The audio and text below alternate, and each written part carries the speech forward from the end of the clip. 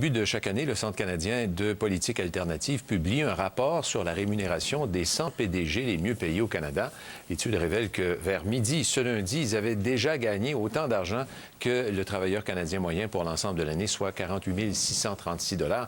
Pour réagir à ce rapport, nous recevons Michel Kelly-Gagnon, qui est président et directeur général de l'IEDM, l'Institut économique de Montréal. Bonjour. Bonjour. Bon, évidemment, c'est une façon de comparer ça, de donner une idée de comment ça se passe, parce que, évidemment, les PDG ne sont pas payés à un taux horaire ou quelque chose comme ça, mais déjà, à midi aujourd'hui, vous avez gagné plus que le travailleur moyen. Ça suscite plusieurs réactions, ce genre de données-là. Les gens ont l'impression qu'ils sont trop payés et que ce serait le temps de faire une redistribution de la richesse. Mais vous n'êtes pas d'accord avec ça? En tout cas, il y a plusieurs volets à ça. D'abord, quand on laisse entendre, et c'est le cas du Centre canadien qui le disent dans leur communiqué de presse, qu'on pourrait aider à régler les problèmes de finances publiques en taxant davantage les salaires des CEO. Nous, nos gens ont fait le calcul, et même si vous taxiez les grands présidents à 100 % de leur salaire, ce qui se peut pas, non, mais même si vous le faisiez, vous pourriez payer pour les dépenses gouvernementales au Canada pour la première journée jusqu'à 10h37 AM. Vous avez pris la même façon de... La même façon de calculer. Donc, tout ouais. ça pour dire que quand on veut parler du financement de nos services publics, de nos gouvernements, la question spécifique des salaires de CEO, ça n'a rien à voir. Oui, mais ça revient souvent parce qu'on dit « Ah, on pourrait les imposer davantage ». Il y a des partis politiques qui défendent ça. Bien Je sûr. pense à Québec solidaire, on devrait leur demander davantage et puis avec cet argent-là, on pourrait faire plein de choses. Vous arrivez à la conclusion que ça ne changerait pas grand-chose. Ils ont beau gagner très cher, mais ils ne sont pas des millions et ça n'aurait pas d'impact. Au total, ça ne change pas grand-chose. Ouais. Maintenant, et le débat reste là. Il y a le débat, par contre, il y a un autre débat qui est le débat du salaire lui-même. Donc, non pas combien on pourrait financer de services publics avec les salaires. Ça, vos calculs disent que ça donnerait c'est clair que ça ne changerait rien.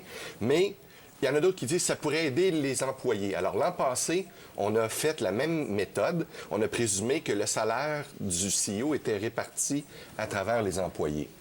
Et là encore, ça ne change rien significativement au salaire. Ouais, surtout s'il y a beaucoup d'employés, la fraction est minime. Là où il y a un vrai débat, puis ça, on l'admet, puis on est bien d'accord, c'est une question de gouvernance d'entreprise. C'est-à-dire que qui sont les propriétaires de l'entreprise? Ce sont évidemment les actionnaires.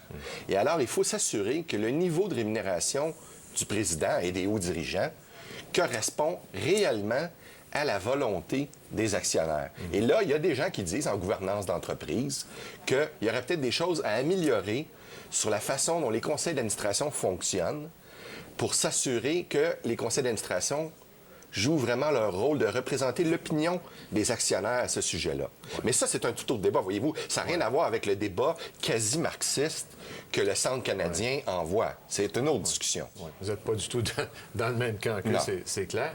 Mais il n'y a pas quand même une question d'équité sociale, de justice sociale, parce qu'il y a bien des travailleurs qui travaillent très fort, puis qui voient ces salaires, puis disent « Mon Dieu, c'est trop ».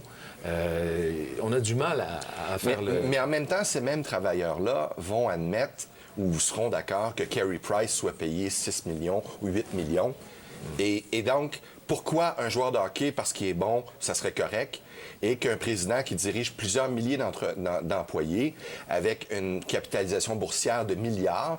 Puis parfois, il ne faut pas oublier que dans plusieurs cas, le président de l'entreprise, c'est aussi, lui, le fondateur. Alors moi, j'ai tendance à dire, tu sais, Marcel Dutil, là, oui, OK, il y a un salaire de, je ne sais pas, 1 million, je ne sais pas c'est quoi son salaire, mais je veux dire, c'est lui qui l'a bâti, Kanamanack. Ouais. Et entre Marcel Dutil et Carey Price, moi, je ne suis pas sûr que qui est sous-payé ou surpayé. C'est un point de vue intéressant. C'est une question de valeur et c'est une question de perspective. Merci beaucoup de nous avoir visités, Argent. Merci. Au revoir. On poursuit maintenant.